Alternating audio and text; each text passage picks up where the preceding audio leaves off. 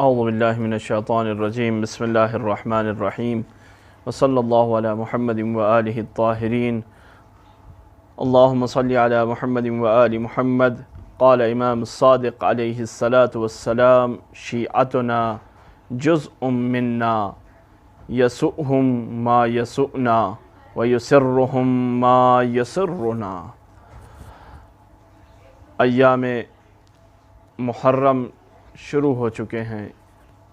سوگواری ابا عبداللہ الحسین اس زمین پر دن و رات کے حساب میں پھر سے ہم اس دن کو پہنچے کہ جب دوبارہ حضرت ابا عبداللہ الحسین کا غم منا سکیں، اور پروردگار کا شکر ہے کہ اس نے یہ توفیق دوبارہ ہماری قسمت میں لکھی کہ ہم غم حسین کو پھر سے منا سکیں۔ نہ جانے کتنے لوگ پارسال ہمارے درمیان تھے اور آج ہمارے درمیان نہیں ہیں۔ نہ جانے کتنے لوگ پارسال صحت مند تھے جو مجلسوں میں آ رہے تھے، اس سال مریض ہیں، وہ مجلسوں میں نہیں آ سکتے۔ نہ جانے کتنے لوگ اپنے وطن میں تھے، آج وہ وطن سے دور ہیں۔ نہ جانے کتنے لوگ آسائش اور آرامش اور اطمینان کی زندگی اپنے گھروں میں گزار رہے تھے، آج وہ اس مرحلے میں نہیں ہیں۔ تو اگر ہم اس جگہ آ پہنچے تو ہمیں اس توفیق پر اور اس نعمت پر پروردگار کا شکر ادا کرنا چاہیے کہ اس نے ہمیں یہ توفیق دی کہ ہم دوبارہ غم حسین منا سکیں۔ امام جعفر صادق علیہ السلام نے ارشاد فرمایا کہ ہمارے شیعہ ہم میں سے ہیں، جزء منا، ہم میں سے ہیں، اہل بیت کے جز ہیں، شیعہ اہل بیت کے جز ہیں۔ یہ ہم نہیں، امام جعفر صادق علیہ السلام فرما رہے ہیں۔ یسؤہم ما یسؤنا، وہ چیزیں انہیں بھی اذیت پہنچاتی ہیں، انہیں بھی تکلیف دیتی ہیں جو چیزیں ہم اہل بیت کو تکلیف دیتی ہیں۔ وَيُسِرُّهُمْ مَا يُسِرُّنَا، اور وہ چیزیں جو ہمیں خوش کرتی ہیں وہ چیزیں انہیں بھی خوش کرتی ہیں۔ تو یہ بات ہمارے امام کا یہ فرمان اس جگہ پر یہ مطلب ضرور سمجھا رہا ہے کہ اگر شہادت ابا عبداللہ الحسین سے اہل بیت کے گھرانے میں غم کا ماحول ہے تو پھر شیعوں کے گھروں میں بھی غم کا ماحول ہے۔ لباس سیاہ جو پہنا جاتا ہے یہ علامت ہے غم کی۔ اس جگہ پر ہم یہ بات عرض کرنا چاہتے ہیں کہ ہم لباس سیاہ کیوں پہنتے ہیں؟ لباس سیاہ ہی کیوں؟ آخر سفید کیوں نہیں پہنتے؟ ہرا کیوں نہیں پہنتے؟ نیلا کیوں نہیں پہنتے؟ گلابی کیوں نہیں پہنتے؟ پیلا کیوں نہیں پہنتے؟ یہ لباس سیاہ کیوں پہنتے ہیں؟ اس کے لیے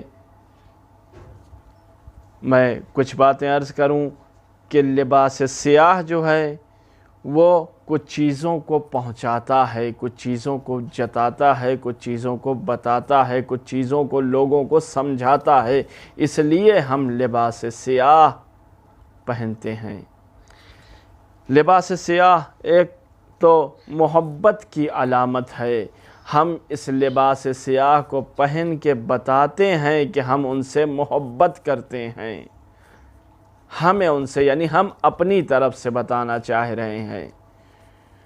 دوسری چیز جو ہے وہ یہ علامت ہے مودت کی۔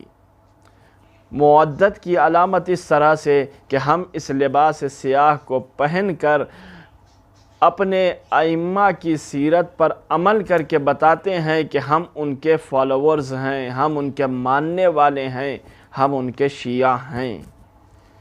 کیوں؟ اس لیے کہ آپ نے پہنا، اس لیے ہم نے بھی پہنا۔ آپ کے ہاں جب غم آیا تو آپ نے لباس سیاہ پہنا تو ہم بھی اس کی اتباع کرتے ہیں، ہم بھی اسے فالو کرتے ہیں۔ شہادت امام حسین کی تاریخ آئی، محرم کا چاند دکھا تو ہم نے لباس سیاہ پہن لیا کیوں پہن لیا؟ اس لیے کہ جب ہمارے ساتویں امام موسی کاظم علیہ السلام جب محرم کا چاند دیکھتے تھے تو لباس سیاہ پہن لیا کرتے تھے۔ امام رضا علیہ السلام کی سیرت میں ہے کہ جب محرم شروع ہوتا تھا تو آپ اپنے گھر میں مجلس کا اہتمام کیا کرتے تھے اور لباس سیاہ زیب تن کیا کرتے تھے۔ تو یہ لباس سیاہ محبت کی بھی علامت ہے اور مودت کی بھی علامت ہے۔ اس کے بعد لباس سیاہ جو ہے وہ غم کا اظہار کرتا ہے، یہ بتاتا ہے کہ ہم مغموم ہیں، ہم غمزدہ ہیں، ہمارے یہاں کوئی مصیبت آ گئی ہے، ہم سے کوئی جدا ہو گیا ہے، لہٰذا ہم لباس سیاہ پہنتے ہیں۔ اور اس کے بعد لباس سیاہ جو ہے وہ امام علی علیہ السلام کی ایک حدیث کے مطابق کہ شیعتنا، ہمارے شیعہ ہماری خوشی اور غم میں شریک ہیں، یعنی جب ہمارے یہاں غم ہوتا ہے تو یہ غمگین ہو جاتے ہیں، یہ مغموم رہتے ہیں، اور جب ہمارے یہاں خوشی آتی ہے تو یہ خوشحال ہو جاتے ہیں اور خوشحالی کا اظہار کرتے ہیں۔ اب اگر اہل بیت کے ہاں غم آیا تو ہمیں مغموم رہنا چاہیے۔ چوتھی چیز یہ ہے کہ عقل یہ کہتی ہے کہ جب آپ کسی کے فالوورز ہیں، جب آپ کسی سے محبت کرتے ہیں، جب آپ کسی سے الفت کرتے ہیں تو جو کام وہ کر رہا ہے اس کی آپ کو اتباع کرنا چاہیے، اس کو آپ کو فالو کرنا چاہیے۔